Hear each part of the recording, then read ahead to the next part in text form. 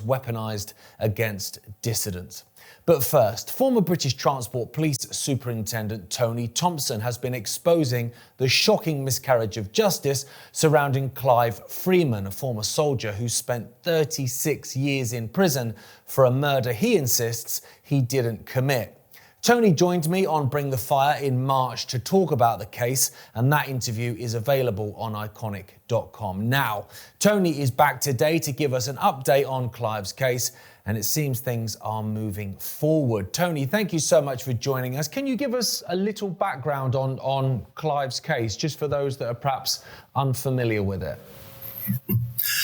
Well, when Clive was appearing at the Old Bailey at the Central Criminal Court in London in May 1989, the prosecution alleged that Clive had lured a homeless man off the street and taken him into a flat where Clive had been sort of temporarily living, murdered him by a technique that had been used in the case of Burke and Hare in 1828 in Scotland, and then fled the country with the purpose of executing a policy of insurance which he'd taken out some time before, left the country. He was arrested in Australia and brought back. So it was described as one of the most extraordinary murder cases to ever appear before the Old Bailey. And when you look at the facts, you can see how they wrote it up in the day. But further investigations over many years, and the last 3 years I've been working on the case, have debunked all the theories and all the different allegations that were put by the prosecution. But Clive, for reasons associated with his military background in Rhodesia, didn't give evidence on his behalf because he had an alibi, or he thought he had an alibi, that he was staying in central London in the Earl's Court area, probably about an hour's journey from where the alleged offence was committed. So that was the background. So it was an allegation that he'd taken out the policy of insurance, looking effectively for a body double, lured this guy off the street, killed him by a technique that didn't leave any marks, and then fled the country. So that's it. It's quite an intriguing case. Well, we spoke in, I think it was March the 9th, if my memory serves.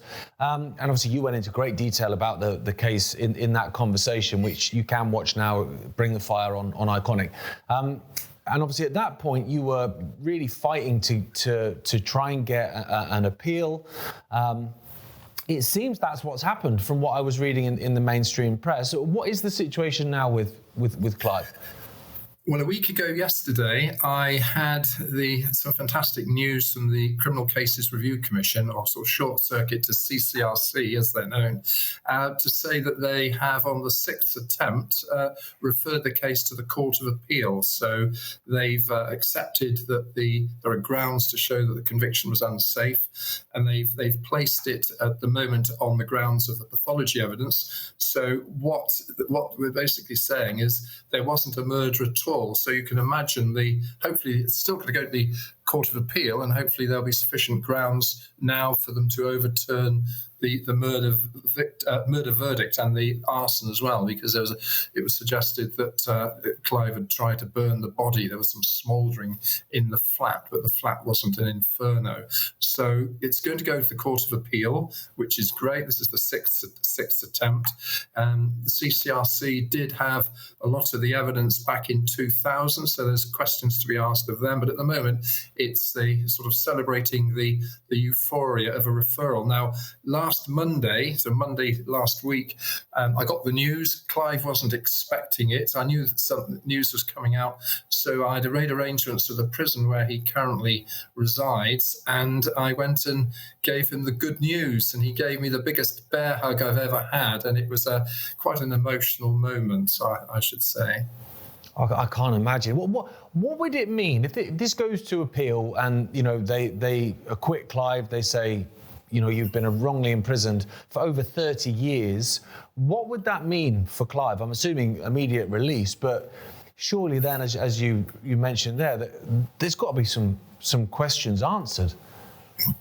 Well, there's a number of things that would happen. I mean, one of the things I'd be pushing for would be a judicial, a public inquiry, a statutory inquiry to find out how this was allowed to happen in the first place. Because, what you'll have is a man he's in his 38th year of prison for a no crime, as we'd call it in my police days. No crime was committed. So here he was. We're not looking for anybody else that may have committed a murder. We're saying that a man was in prison for nearly 38 years, or probably over 38 years by the time this reaches the Court of Appeal, for no offence. That's absolutely astonishing. So there must be an inquiry to find out how that was allowed to happen, and how the Criminal Cases Review Commission rejected evidence on 5 previous occasions, which I've sort of represented it and shaped it up. But the evidence right back at the day of the trial, the week of the trial, was there. And very soon afterwards, lots of specialists came forward and said,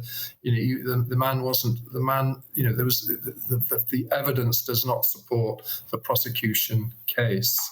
So, and then of course there's the issue of how do you compensate a man he was 45, I think, when he was imprisoned, and he's now just had his 82nd birthday in July. How do you compensate anybody financially or otherwise? And he's not very well. I mentioned before, he's still got the prostate cancer. He's talking about restarting his medication, which he'd stopped because he said, what's the point? He's now full of optimism, although there's a way to go, but we're in the, we can see the finishing line for him. So working out compensation will be a big issue about how do you compensate that. He wants to go home and see his family in South Africa and in Zimbabwe, formerly Rhodesia, who he hasn't seen for over 30 years. So there's lots of things that he wants to do, and he's now got some hope, and hopefully we're in the right direction to get him out. Well, he is now. He's had you helping him. Do you know what I mean? I remember speaking to you before, and you were saying how this isn't even a rarity, is it? There's lots of people within the UK prison system that probably haven't done the crime that they're serving time for, which is extraordinary. But you're right in what you're saying there. Like, how do you compensate someone for 38 years imprisonment? You could think of like monopoly figures of money, and it still wouldn't mean anything. Not really, because he's missed so much, hasn't he? Absolutely. I mean, he's seen people convicted of the most horrendous crimes over the years come in and go out, but because he's maintained his innocence, he's still there. And one of the problems, which is a wider problem, so hopefully some of the lessons from this will spill over to help other people.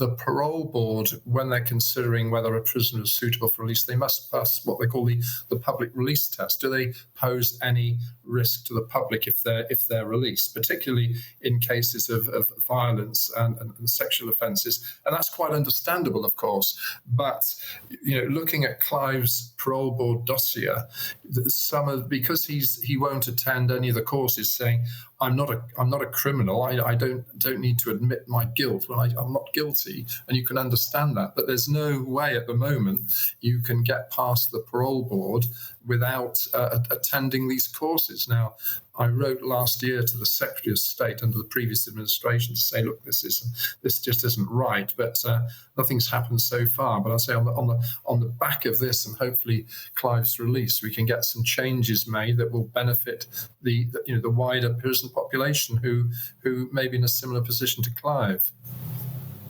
It's extraordinary, isn't it? By maintaining your innocence, you're basically guaranteeing that you stay in prison for an indefinite amount of time. I mean, that takes courage, doesn't it, Tony, for him to do that? Because like you say, in theory, you could just go, oh, God, okay, yeah, I did it. I feel really bad for it. I've been in for 20 years.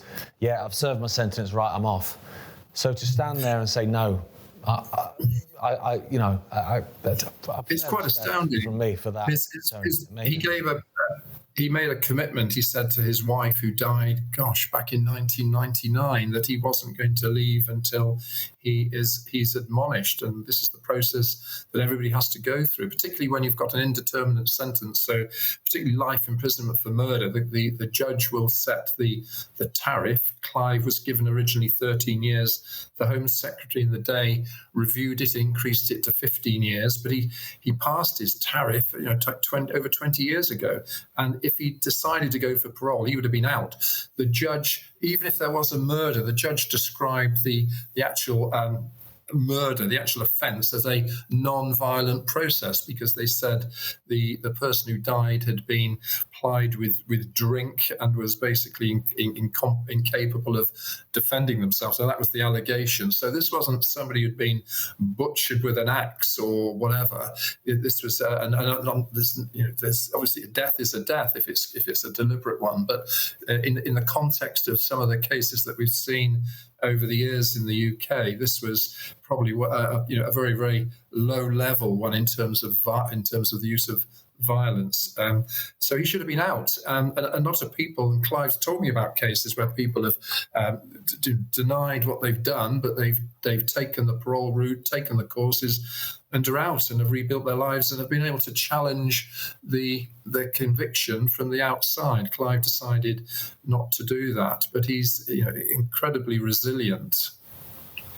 Oh, absolutely. Well, Tony, thank you so much for joining us. Hopefully, justice is served, and one day it would be nice to actually speak to Clive, actually get his experience, straight from the horse's mouth, for want of a better phrase. Maybe the two of you could come up. We'll see. Fingers crossed. He's not even out yet. I'm going to get a bit ahead of myself, but fingers crossed. And thank you for all the work you do. It's amazing, mate. Thank you, Gareth. Thank you very much. British community leader and former police officer Keith Tordoff is here to discuss the current state of police